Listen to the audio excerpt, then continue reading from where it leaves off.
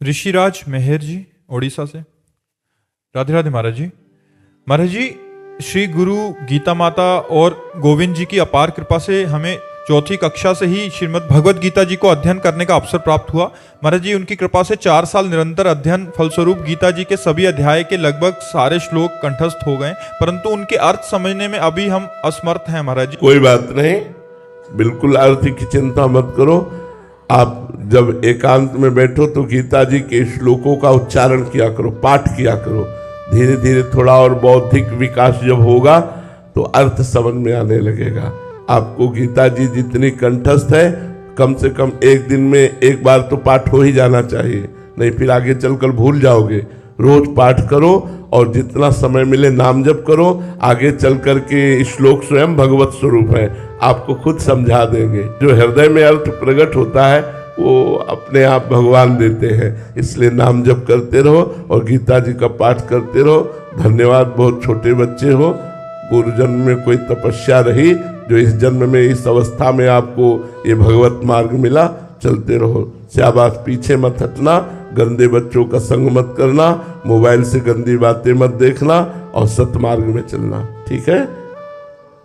महाराज जी, जो अर्थ हमें समझ आ रहा है उससे भी भिन्न अर्थ होता है क्या? हाँ, एक होता है शब्दार्थ, एक होता है वाच्यार्थ, एक होता है भावार्थ, एक होता है रहस्यार्थ।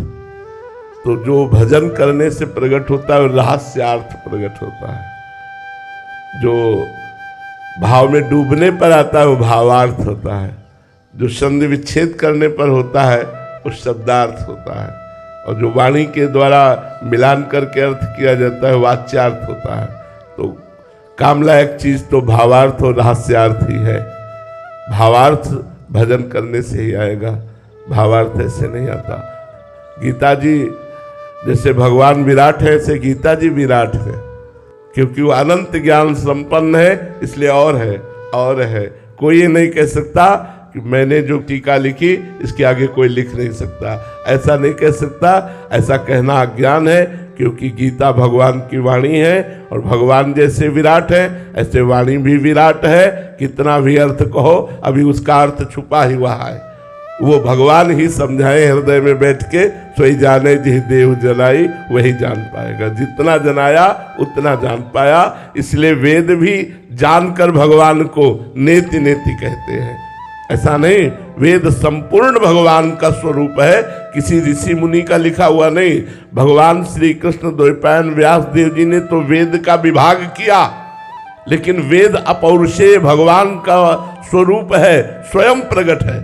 वेदवाणी लिखी नहीं गई, वेदवाणी स्वयं प्रकट हुई है और स्वयं भगवान के स्वरूप का वर्णन करती और पूर्ण भगवान के स्वरूप का वर्णन करती। फिर भी वेद कहता है नेति नेति। इतना नहीं, क्योंकि वो अनंत महिमाशाली भगवान को शब्दों में नहीं बांधा जा सकता। महाराज, वैसे ही हमारी जो रसमय ग्रंथ है महाराज जी आचार्य द्वारा वर्णित, वो भी उनका भी रहस्य। हाँ, इसीलिए जो रस ग्रंथ है इनके अर्थ नहीं पढ़ने चाहिए। अर्थ पढ़ोगे तो तुम्हें सांसारिक बुद्धि होने के कारण सांसारिकता भास सकती है। इनका जब आप स्थिति आएगी और जब इनका हृदय में भावार्थ प्रकट होगा तब आपको रोना आएगा। अभी तो सांसारिकता नजर आ सकती है, जो प्रियालाल की केली है, विलास है। तो इसीलिए चतुरासी जी, केलीमाल जी, महावाणी जी इनके अर्थ को ना पढ़े, चतुरासी जी का गायन करे, सिद्ध मंत्र है। जब ये अपना प्रभाव दिखाएंगे, फिर अर्थ का जब संयोग होगा, तब जो आनंद की अनुभूति होगी वो अलग। नहीं तो संसारिक बुद्धि होने के कारण संसारिकता आ सकती है अर्थ पढ़ने से। इसलिए भावार्थ में पहुंचना चाहिए, खूब पदों का गायन करना चाहिए, अर्थ नहीं पढ़ना चाहिए। जो लीला के पद हैं उनका गान केवल करना चाहिए। गान करने से जब हृदय भाव देश में प्रवेश करेगा तब उनका अर्थ समझ में आएगा, ऐसे नहीं। लंबे समय तक उसी का गायन करना। हाँ, उस लंबे समय तक फिर तो निहाल कर देंगे।